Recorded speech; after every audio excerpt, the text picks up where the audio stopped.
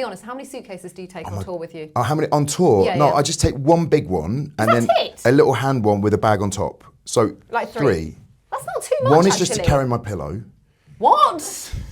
What do you mean? I take my pillow with me. Well, you don't have to put it in a suitcase, Duncan. No, it goes in my bag and a holder, which goes on a plane with me. What? So I can sleep. But you're taking up so much room in the bag. Can't you just tuck it into your arm? Listen, she's called Lucy and she travels the world with me. The pillow is? She's called Lucy. She's got a name? She's called Lucy. What is going on? I don't understand.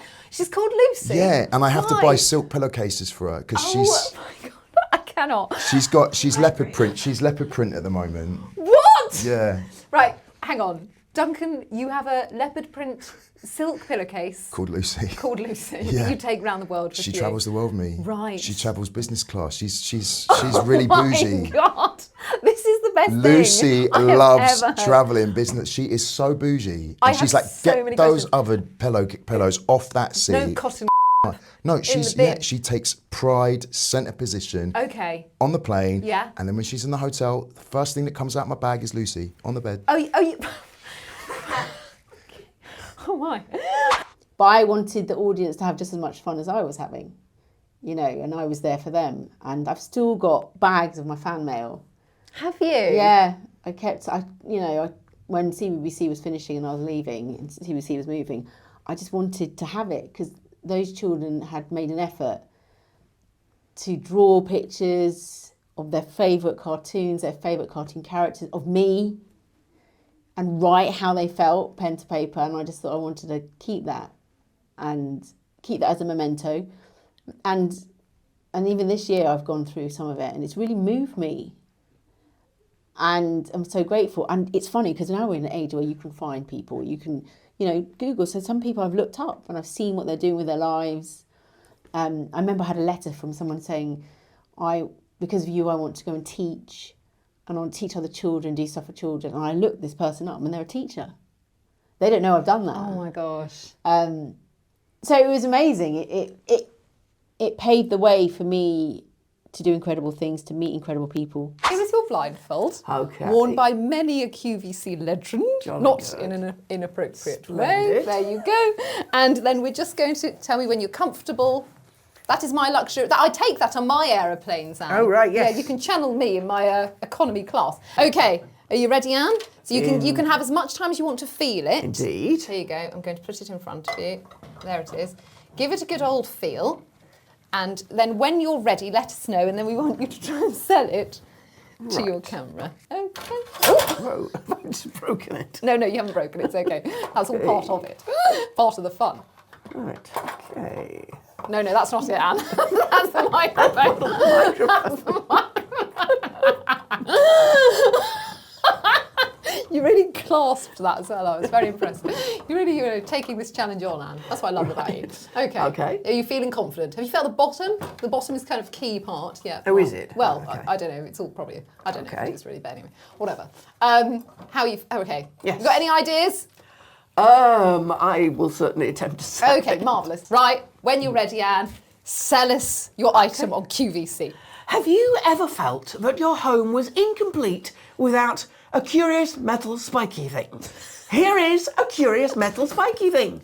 It can sit on the table, it can sit on a shelf, if you have a really quite big shelf anyway, and there's a thing that goes on the top. It's really, you can hang things, you can hang things off it, like mugs, or little Christmas baubles, or you could put sweets in the tray down the bottom, and there's a little handle, you can hang it up from something. If you feel that this is what your home really needs, then this is the metal spiky thing for you. Oh! I feel like this is so relatable. I mean, this is why this book is like so pertinent right now, right? Because it's such a relatable thing, and I feel like it's something we're starting to talk about more, but it's never really been talked about like that much. So for those of you listening, by the way, or watching, who aren't aware of the concept of a friendship breakup, I mean, it's kind of fairly obvious, but it is just literally like you would in a romantic relationship, right? You've made that decision that what are you getting out of that friendship? Actually, now is the time to call time on that friendship. Yeah. How on earth do we go about doing that? Because that is like, to me, I am probably you like 10 years ago. I am the biggest people pleaser in the whole world. I have certain friends where like they'll send me a text and I have like instant anxiety just seeing their name come up, which is awful to admit. But like that is just how I feel. Everyone's had that experience. It's just the worst thing. And then you're trying to figure out a way to like tastefully, tactfully get out of the situation. They probably are asking you to come to some sort of event or go for lunch, and you're trying to figure out either an excuse or whether you can leave the text for a week. All of this, I think, starts with a massive mindset shift that clarity is kindness. So ghosting someone is not the kinder option, which isn't it? Well, this is because that's my preferred option. right. And would you say that about your love life? Would you like a man to ghost you? Probably. Really? I'd probably rather than No. ghost. I think I'm married, but if when I was dating, I think if someone ghosted me, I'd probably have preferred that than someone be like, I really don't fancy you because you're ugly. No, but why is it so black and white? Why is it an insulting ending it or a complete ghosting? Why is it not, hey, I'm not sure this is working anymore. I think it's best we take some space. Yeah. Like, first of all... I don't know. What do you like to spend your money on that isn't plants or garden related? That's such a good question, Emma Real Davis. Because, like, I sometimes think, like, I'm earning money. I'm not really spending money. Why don't I have money? And then I realise, like... It's the story of my life. Every day I'm like, looking at my bank account, I'm like, where is it gone? I think there's a blip in the system. But then I'm thinking, like, where do I spend money? Because I don't wear expensive clothes. I'm not kind of like flashy. I'm not kind of like spending lots of money on things and like la la la. But what I'm spending money on, Emma Real Davis, is experiences. Do you know what I mean? And so I'm really spending money on life and just going places, spending time with friends, travel as well. I'm really lucky to travel a lot for work, but you know, I just been in the US and I spent 4 days extra at the beginning in Venice Beach, for example. And so like when people are always like, I don't know, they're kind of like then jealous because I'm going here, there and everywhere. And I was like, but I'm not like sat in an expensive house with a beautiful coffee table and like, I'm not wearing like a Rolex or I'm just, my money is all spent on just living my best life. Do you know what I mean? In the air fryer, it's like magic. I know. I love it. I love that you love an air fryer. Purchase ever.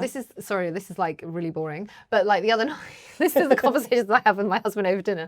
He was like, because we've got this cat that we love our cat, and he was like, what is the best purchase in our household that isn't the cat? And I was like, the air fryer. Without a doubt. Isn't the cat. Like, without a doubt, because the cat is the best purchase we've ever made, because he was 150 pounds and he brings us joy every day, right?